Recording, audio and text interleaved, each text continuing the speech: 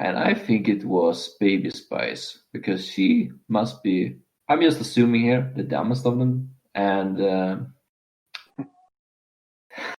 I have no idea. I don't know where I'm going with this. All claim to me. No.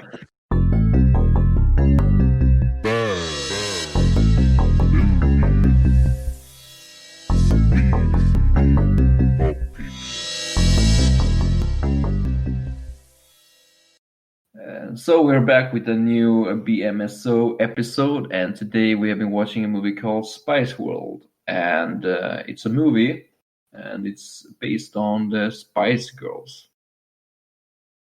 The movie was released in 1997, and the director was a guy called Bob Spiers.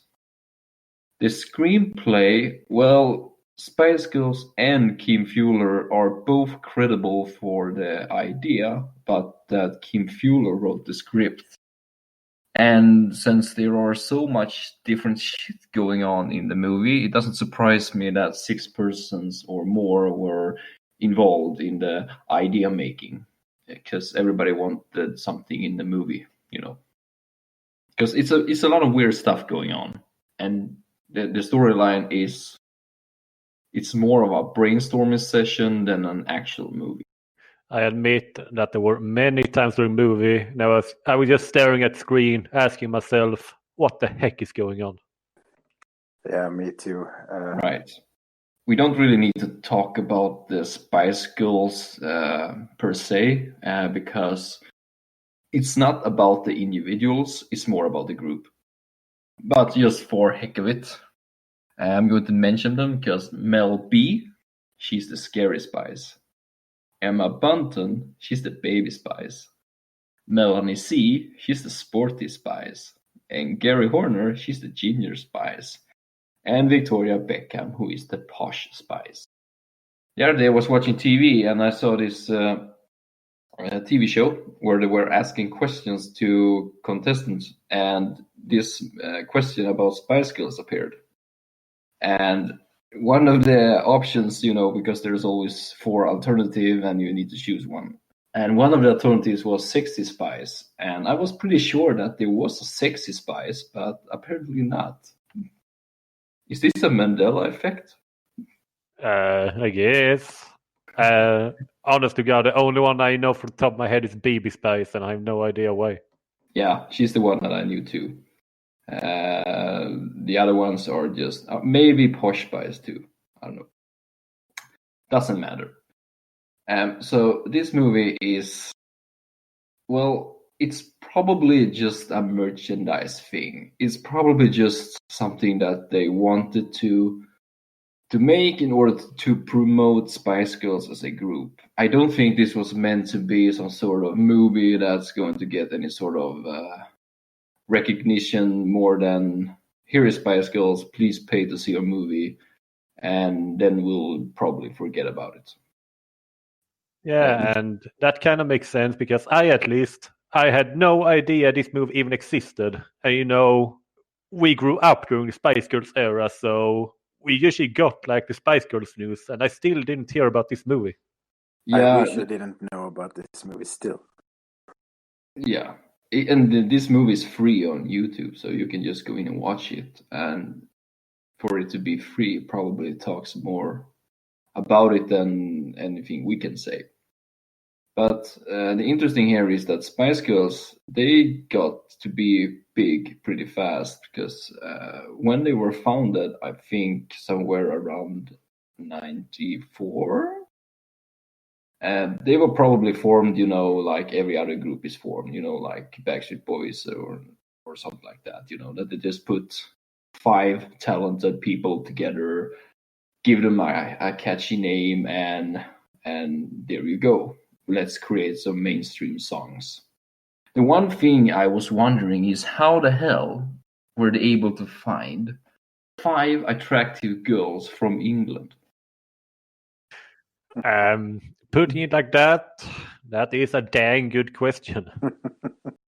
Right. And Spice Girls got big pretty fast, actually. I mean, just in 1 year, they were pretty recognizable.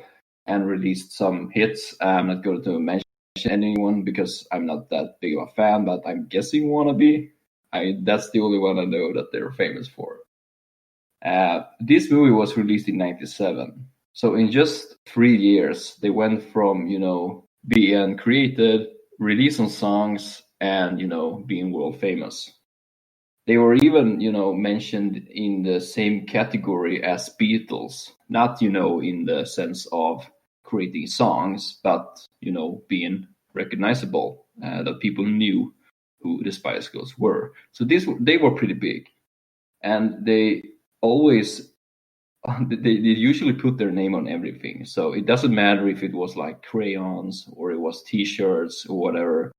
They took every opportunity they could and put their name on it. So everything got the Spice Girls merchandise. Yeah, I remember back then that there was a time when there were like 2 huge bands in the world that everyone knew about and everyone listened to. And those were Spice Girls and the Backstreet Boys.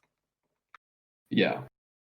And to be able to put your name on everything kind of creates the idea of, okay, let's create a movie. And here we are. This movie was probably not targeted towards 3 guys in their 30s watching this movie in 2021. It was probably targeted at 13-year-old girls watching it as they fell in love in their songs. So as I talked about, you're not going to like this. As I talked about the last episode, in Star Wars, I talked about there is a difference watching movies with nostalgia and not. And with the Star Wars movies, you kind of have nostalgia and you love the movies because you watched them growing up. And I'm guessing it's the same thing here. So with the Spice World movie, I can imagine that if you watched it as a kid, you're probably going to love it, watch it now again when you realize that it's available. With that said, I was not a big fan of the movie. And we're going to talk more about that. Nostalgia is a powerful weapon, sure, but I still don't think it's fair to compare this to Star Wars. I'm not comparing movies to each other. I'm comparing nostalgia to the effect of nostalgia towards movies. That if you watch something growing up, it can have an impact on you, and then you watch it again when you're older, and you kind of remember those feelings. And I don't know. You kind of suggested it, and I feel insulted. Yeah, I know. I'm probably gonna. No, I'm not gonna get any hate mails because we never get emails. But if I will probably get, bandwagon. But let's jump into the movie because, well, it's not a lot to talk about because it's pretty repetitive, but we should talk about it since we watched it and we endured it. The movie kind of starts off as expected. It's the Spice Girls doing some sort of show towards a smaller crowd, but they're popular and everybody loves them. Right off the bat, they want to create the feeling of, they are famous and everybody loves them and they are quirky and they are funny and they have no problems in the world. That is basically the first thing that is happening in the movie. As you said, it's a pretty predictable start. They are very, shall we say, carefree in their success. Like, I can say that they have this attitude that it's just like they just go with the flow, so to say. Yeah, and it's just annoying that everything is, oh, look, girls, and we're the best, and everyone loves us, and that's just the thing that goes through the whole movie, and it just bugs me a lot. Yeah, not very humble. They don't really leave this feeling anytime during the movie because it's always they're always on top. They're always feeling good. There are only like a few scenes where they are forced to create some sort of drama, and there really isn't any. So this is a happy movie, and that doesn't need to be bad in a sense, but that's them being happy is not really the problem. The problem here is that it's pretty repetitive, because basically what's happening in the movie is one thing. It's them getting on an airplane, traveling somewhere, sitting on a bus and talking, doing something, singing about it, then go back to the bus. That is pretty much what they're doing throughout the entire movie, and then they throw in some jokes through to refresh it. I have to say that there are few movies where I've been able to feel so sympathetic towards the hashtag villain of the movie, because his motivation is more or less that he's sick of that there are only positive newspaper articles about Spice Girls. So he wants bad stuff to happen to them so he gets some bad publicity. Yeah. It's good that you're mentioning the newspaper, because they're actually not just the Spice Girls that in the center of this movie. Well, they are in the center, but other stuff is happening simultaneously.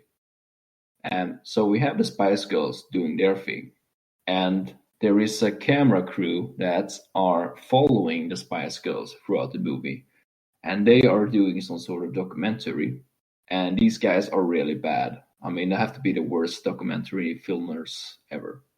They're standing like in awkward positions, bad angles, bad quality, and you can always see like the boombox within every shot. And then we have the newspaper, as you talked about, Adam, and they are the antagonists of this movie, and they are supposed to create some sort of, I don't know, point with the movie. They fail. It's not their fault, but they fail. But this is basically an editor who wants to find some bad news about Spice Girls in order to sell newspapers, because no one wants to buy something about happy news. They want to read about despair. And so he and his friend hires a third guy, a bald guy. I don't even remember his name. I don't even know if his name is mentioned. I don't think so. No, because he's supposed to be like a mysterious guy, and he is following Spice Girls throughout the movie and taking some shots and sayings out of context in order to create, newspaper headlines. That is all he.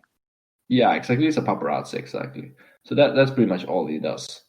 And I mean, that is a totally useless side story or plot or whatever you want to call it, because it doesn't have any effect on the movie at all, actually. But, one could dig deeper and say that that's a deeper meaning of the movie, that you can't just be famous and happy because someone's always going to try to ruin it for you. Yeah, but that doesn't really come off in the movie, because, he is bugging them, and sneaking into the houses and stuff, which they are not reacting appropriately to, because he's like recording private conversations. But that's a different story. But I mean that whatever he managed to get out and whatever the editor managed to publish, it's not really something that affects the Spice Girls. I don't even think they're mentioning it. They only talk about that they don't want bad publicity, but they don't really talk about the publicity that they're getting at all, actually. So they doesn't seem to care about it. So that could be like an interesting turnout in the movie if they actually did have some sort of effect on the Spice Girls, that maybe it created some sort of drama or something. That's actually a good point, because like the Spice Girls manager, he seems pretty bothered by it, but the Spice Girls themselves, they actually don't care. They're like, it's fine. Yeah. The manager is supposed to, I don't know if he's supposed to project their feelings or whatnot, because it only seems that all the headaches goes towards him. The Spice Girls doesn't have a care in the world, but the manager, he's just going crazy over everything, because he gets shit from above and he gets shit from downstairs. So he's like stuck in the middle, But the Spice Girls, they don't seem to care. They don't even need to show up at shows, concerts or anything, even though, if you were thinking about it, should be like some sort of breaking contract. Yeah, they would breach the contract if they don't show up. Exactly. But they don't seem to care about that, because they can do whatever they want. So they're kind of behaving like spoiled brats, actually. I think that's actually a main thing I got out of this movie. the Spice Girls act like spoiled brats, and somehow things just work out for them anyway.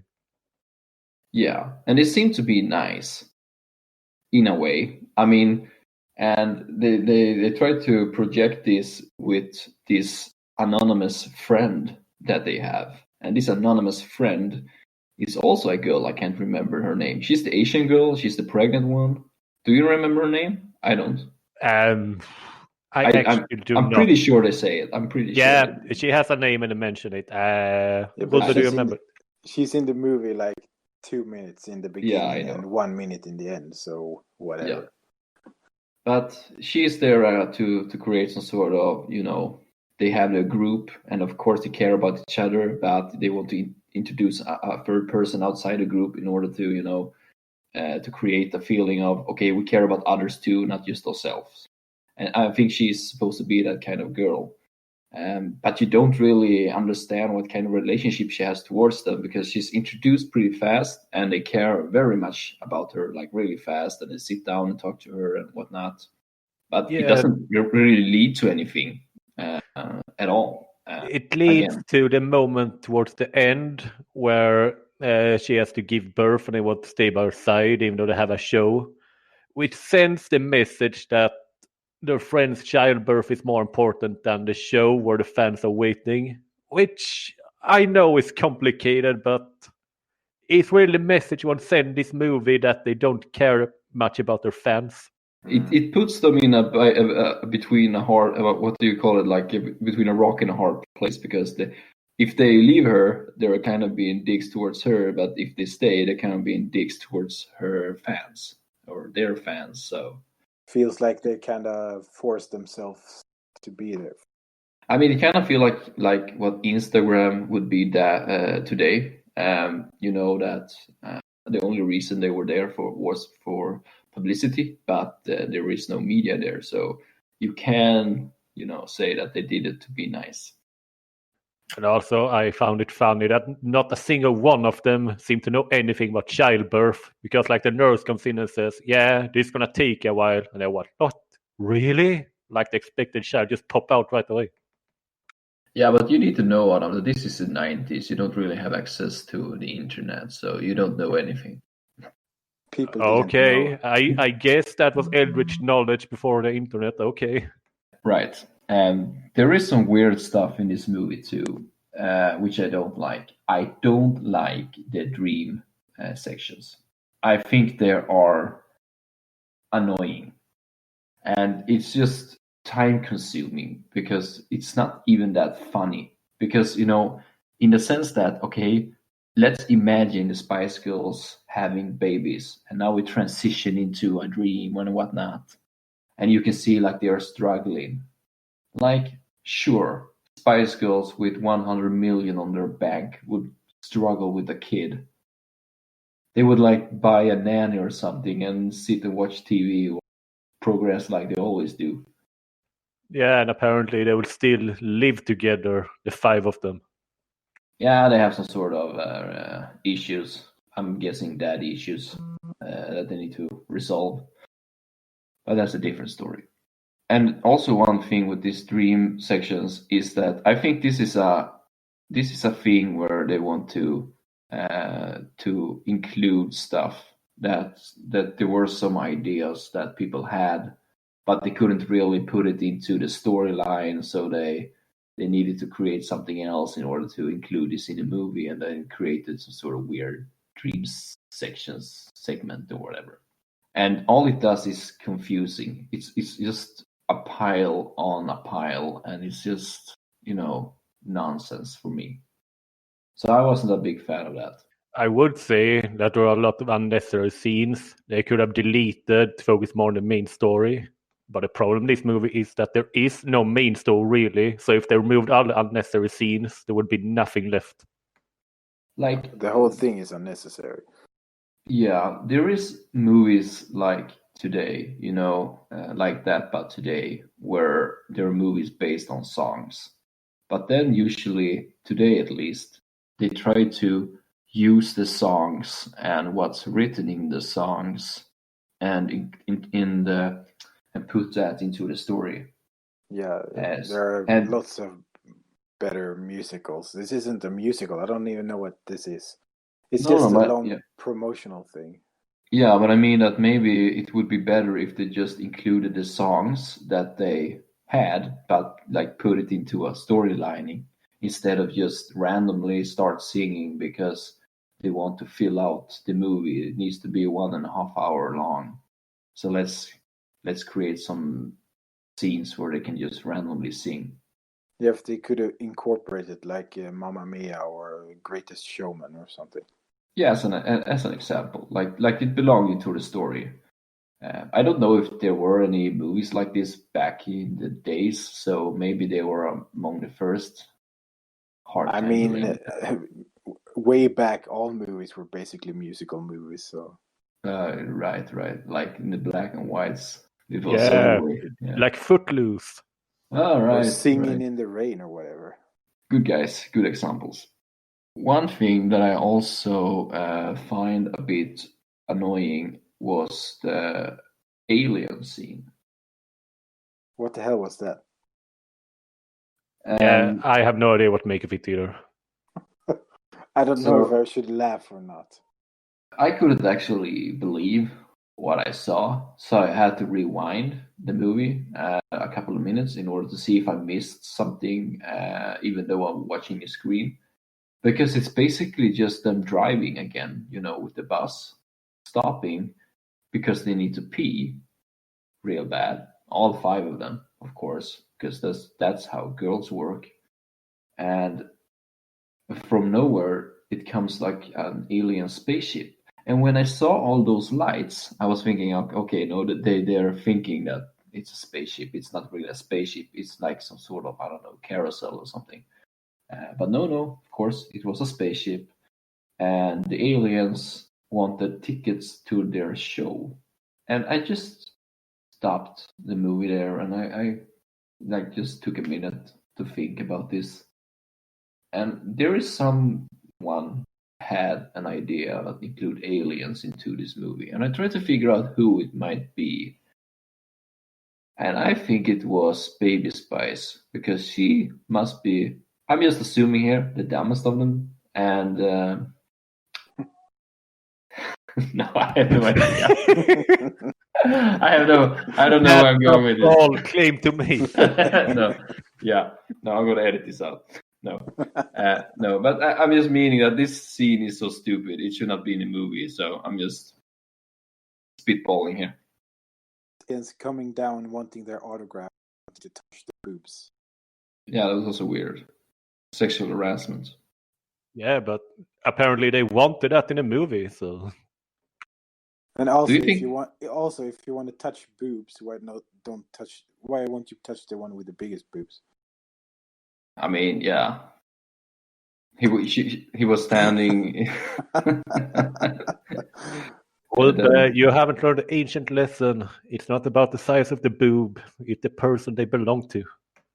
But yeah. they can't know them if they just came from outer space. Well, to be fair, since they were aware of Spice Girls, they've probably been watching them from afar for a time back. I'm guessing. I can't believe we're even talking about this. How aliens came to visit the Spice Girls. Yeah. I mean, the one thing that I kind of find weird, but it's still part of the story in a red line way, is that it's a bit surreal. Like in the beginning of the movie, where the editor is angry, and it starts to rain in his office. It's also a bit, it doesn't really belong into the world, and so they throw in other stuff there too. So in a way, it kind of fits the scene of the movie. It's just that aliens are so far off that it's almost too much. Yeah, aliens felt like a pretty long leap from everything else. So, I mean, the whole movie is stupid, but that one took the cake. They shouldn't have had that scene in the movie. Exactly. They could have done something else if they wanted to fill out the movie. And then something like the movie kind of progressed in the same way. And there are only two different parts of the movie where it's some sort of drama, and it's one time where... Oh, we forgot to mention that Roger Moore is in the movie. Yeah, there are quite a few celebrities that have like minor roles. Yeah, but for some reason, why would you want to have your name on this piece of shit? But whatever. I think, to be fair, I didn't think they read the script. I just think they got something called from their manager, and it's like, I can get you a scene into Spice Girls, and everybody knows what Spice Girls is, so they kind of just try to ride on that wave. It's just now afterwards where you can say that when you remove the Spice Girls wave, that it was complete shit, the movie.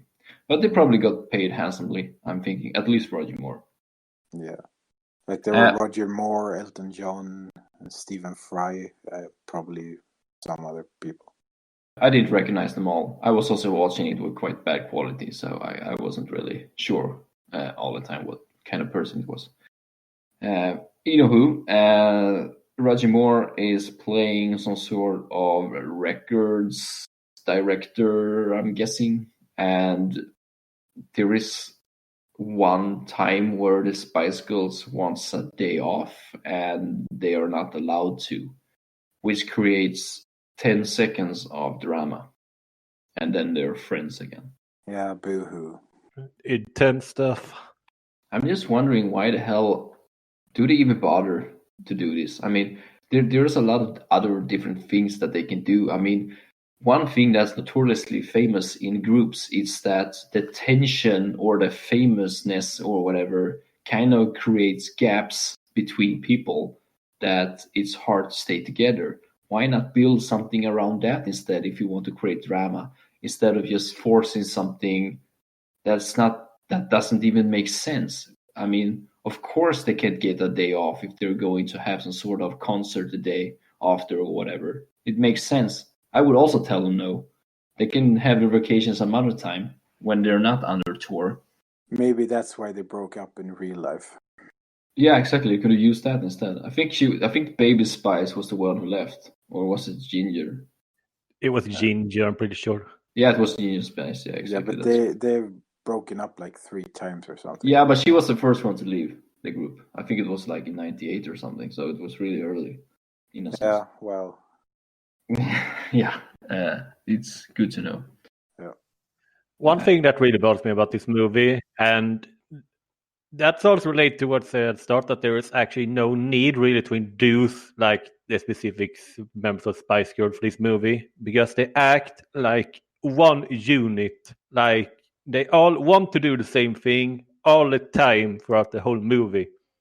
So there is no individual growth for any of them, because they always move and do everything together, like they're one single person. That's actually a good point, because I was thinking about that during the film. The movie itself actually addressed this. It's that they are their own stereotypes. Scary Spice is supposed to be scary, and Baby Spice is supposed to be, cute and cuddly and whatnot, and Sporty Spice, well, all she does that's sporty, I think, is training on a bicycle for 10 seconds. Ginger Spice, I don't know what's her deal is. She's a redhead. Yeah, but how is that? I have no idea. Yeah, Porsche Spice likes clothes at least, and they recognize this during the movie. Okay, we are what we're being told to be. And this is also a way that they could have gone a different direction, because, in the movie they kind of, make a montage of them changing clothes and acting like the other one and whatnot. And that's all fun and such, but it doesn't really affect the movie at all. I mean, that could have been some sort of, okay, let's expand on our personalities. We are not just what the newspapers tell us to be. We can be something else. I like to do other stuff. Even though I'm not the sporty Spice, I still like to, go out running or whatnot and something. Like, create something else to make them more individuals and not just one person, as you say, Adam. Because it's exactly what I said in the beginning of the podcast, is that we don't need to introduce them as individuals, because it's just Spice Girls and that's it. Yeah, like we mentioned some drama before. I think that the drama would have been more interesting if it was like between the members, to like highlight their own personalities and individuality. But instead, they have drama as a group with other people over completely stupid things. Exactly. There's nothing between them that's bad. There only one time during the movie, I don't really understand why it happened. It was, I think they were kind of fed up to be famous, and so they started to go the different ways. It was only for a montage of one scene, and then they all meet up at, I don't know, it was some sort of place that they used to hang out with each other back in the days, and then they're all friends again. That was the only thing that divided them for a short moment. But I mean, they could have divided them as a group, and the love for the music or the love for the fans or whatever could have brought them all together into this final show. And it would have been more interesting to see them, okay, now they're all friends again, and we get the power of the Spice Girls as a group again, and not just individuals, because they are in fact Spice Girls, and that is what makes them them, but they are also individuals. So we kind of want to know who they are. So they could have skipped all those unnecessary plot lines like the documentary team. They could even ignore the editor. I don't even know what that is. And, just focused on Spice Girls and, the group against, to being famous and to the stress of being on tour and whatnot. It can still be funny, but they don't need to be stupid. I just think that they're stupid. Yeah, I completely agree with that. I'm not saying it has to be a serious movie. It can still be like a dumb comedy, but there is so much unnecessary stuff that they don't need. They actually didn't need many more characters than the Spice Girls. Could have been about them and them just like hanging out, showing what kind of people they are, and then things happening between them. Yeah, exactly. That's pretty much all we ask for. Instead, it's just like a bunch of stuff that they had a session about, a brainstorming session, and wrote everything down and just went with it. They didn't really think about, expanding on themselves. That wasn't even. I don't think it was even mentioned throughout the movie or the script writing. So if we progress towards the end, as I said, there's pretty much the same stuff going on all the time. I mean, there was a thing where they kind of, I don't know if there were two kids who won some sort of contest, and they went out with the Spice Girls on a boat, and they were kind of acting unresponsible, and the kids actually fell into the water. And that could also be something, because the paparazzi got a hold of this and took pictures and sent it to the editor, and the editor published it, and it was on the newscast and all. But that was it. It didn't really affect them at all. No, nothing happened, and that could have been something for them to realize. Okay, that was pretty unresponsible. We were told to take care of these kids, and they fell into the water just because we were acting immature or stupid. But there's no like self recognition or self-respect towards this. It's just them, acting all quirky, and just because there are young girls that look good, they can do whatever they want, and there's no consequences. Yeah, they had no regret whatsoever. They were like, yeah, we just want to have fun. Yeah, exactly. They're not even apologizing for it. They're trying to find excuses. And the manager is telling them to effing grow up, to show some responsibility. And they were like, do you even know what fun is? Yeah, it would have been super fun if the kids drowned. That would be super cool. Very good publicity. There is no such thing as bad publicity, right? If you are targeting 13-year-old girls or whatever this movie is supposed to be, is it a good thing to send that message that as long as you're famous, you can do whatever you want and you will get away with everything? And also, you need to look pretty. You need to look pretty all the time. And also, don't have any interests. Just, find one thing and try to build on that. If you like sports, be sporty, Spice. God, what a stupid life. Yeah. It's even worse for Genius Spice, because she couldn't even find something that she liked, so she just went with her hair color. Interestingly, she's the only one that's actually a Spies. Good idea. No wonder she left. Yeah. Okay, so if we progress the end, we find out that there is actually a fourth thing going on here, and it's two people pitching an idea to the manager about creating the movie itself of Spice Girls. So it's usually what's called, breaking the fourth wall. The movie's going on, but we are following someone telling the story of the movie. So that's also weird. Why did they choose to go in that direction? I have no idea. They had nothing better to do. Needed to fill out 90 minutes. Yeah, but all they are doing, they're just telling the same thing that we are seeing at the exact same moment. Look, these are the same people that put the alien scene in the movie. I don't know how they think. Probably. So, how does the movie end? Well, it ends exactly what you expect it to end. Exactly as it starts. Yeah, exactly. With them, singing on a stage. That's pretty much it. It ends the same way it started, as you say. I don't know how much we're supposed to put into this. If we need to question, this supposed to be some sort of sending a good message towards young girls, or this can just be like a stupid Will Ferrell movie where something is just going on and we just accept it for what it is. Or if it's a different time and this is what movies was in the 90s. No, I feel like this is just like the Spice Girls sniffing their own farts, basically, and loving it. Exactly. So, I think we should rate this pretty hard, but I can start this time for the fun of it. And I gotta say that I found some of the jokes to be pretty funny, actually. I laughed. Chuckle might be the right word, not laughing. But, it's still pretty funny sometimes. And they're not bad actors. There's not a really cringe moment, I would say.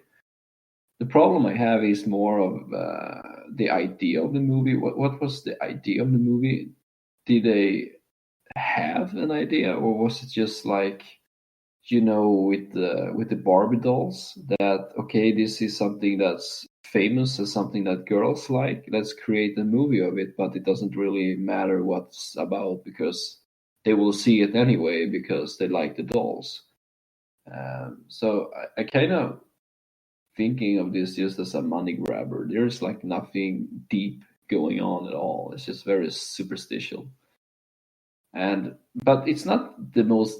I was entertained, I gotta say. So it's not the worst movie we've seen, far from it. So I'm just going to give it a 5 out of 10, actually. I can say that rounding up, I think this is actually the worst movie I've seen on this podcast because it was just so much of a mess. It was so hard to figure out what's going on, and I feel like the idea behind it was so stupid that this movie never should actually have been made. That being said, because one, I know I'm very far from a target audience, and two, I actually laughed a bit at some of the jokes. Because those two reasons, I'm not going to give it 1 out of 10, so I'm going to give it 2 out of 10. Well, I hated this movie and I wished it would end as soon as it started. It's basically just promotional things for stupid things. And there's really no plot, it's just random things happening. And then we go on to the next random thing and then we sing a song about it. And I suffered so much throughout this movie. I was actually glad that it was on YouTube because that meant I could speed up the speed of the movie.